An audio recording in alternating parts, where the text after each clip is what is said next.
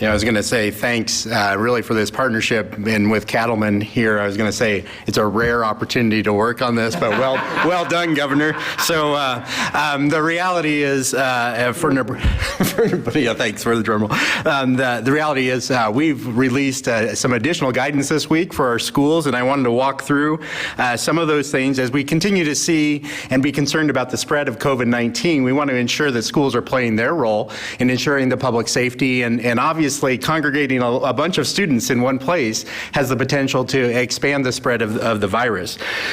So we are going to actually continue. My recommendation has been that schools actually continue in operation for the rest of the year under an alternate learning environment without students in their schools, right? And that we're having to build a process that allows schools to quickly be able to submit continuity of learning plans to the Department of Education. That's available for our schools already. They can submit those plans to us. It should only take them about half an hour to fill out these plans. It's not a deep, detailed plan. And then later in the year, when we look at it, we're going to be asking schools for a little information on what types of things were challenges, what are the things we could do to further help, how do we continue to provide resources for the education environment. It's been a remarkable lift by our schools across the state, by our teachers, by our local school boards, by our administrators, and I'm very proud of the efforts that have taken place all over the state, private, public, both types of schools. So one thing though I've been asked quite often is, what if it changes? What if the circumstances would change?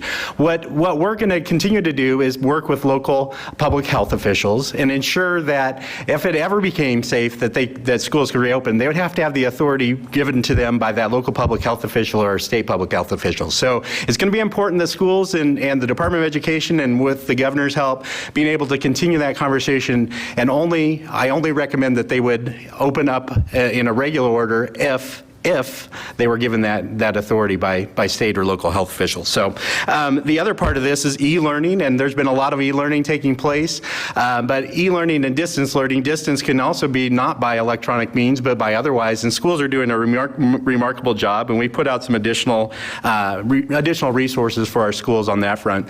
Special education, one of the big concerns for this environment right now is serving as students with special needs, and so we've really encouraged schools to be thoughtful about how they work with their parents and their families to ensure that their students are receiving the opportunities that they deserve. Also, we're asking the parents of students in those settings to be patient with our schools as they continue to build plans. It's a very unique circumstance that everyone recognizes, and we're really pleased with the level of coordination and cooperation that's taking place.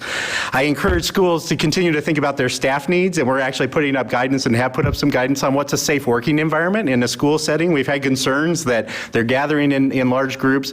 We want to make sure that they're thinking very smartly about how that environment will work overall.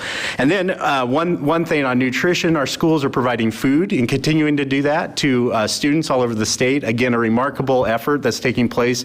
We've received waivers from USDA for some of those food programs. That's been a critical need in our communities, and we'll continue to do that work. And then really, I probably just a couple things. Graduation, I've had a lot of questions around seniors and what seniors are going to do. We're working with schools on some of those best practices right now. They're looking at certainly our graduating seniors that have already completed 3/4 of their school year are really in a position where we can know if they're making good progress. And I'm encouraging school districts to work with the students that maybe are concerned about that, but continue to do that work and ensure that students are graduating on time. And that's a critical part of that. And then kind of lastly, on a kind of a policy front, we did submit a waiver and receive that waiver from the U.S. Department of Education for our accountability and assessment systems. That was actually a very quick process. Credit to the federal government in this case. We submitted it, and about 3.5 hours later we had our waiver. So that's a remarkable thing. Never seen that happen before, Governor. So that's all I got to say. And then lastly, I don't want our schools deeply worried about policies and rules and regulations. Obviously, safety and other things are critical right at this moment, serving our students as best we can. We've made our processes as simple as possible for schools to be able to follow, and we're providing a lot of guidance and having them work together to provide the best learning environment possible at this moment in time for all of our students all across the state. So with that, that's really all I have, and I'll turn it back over to you, Governor.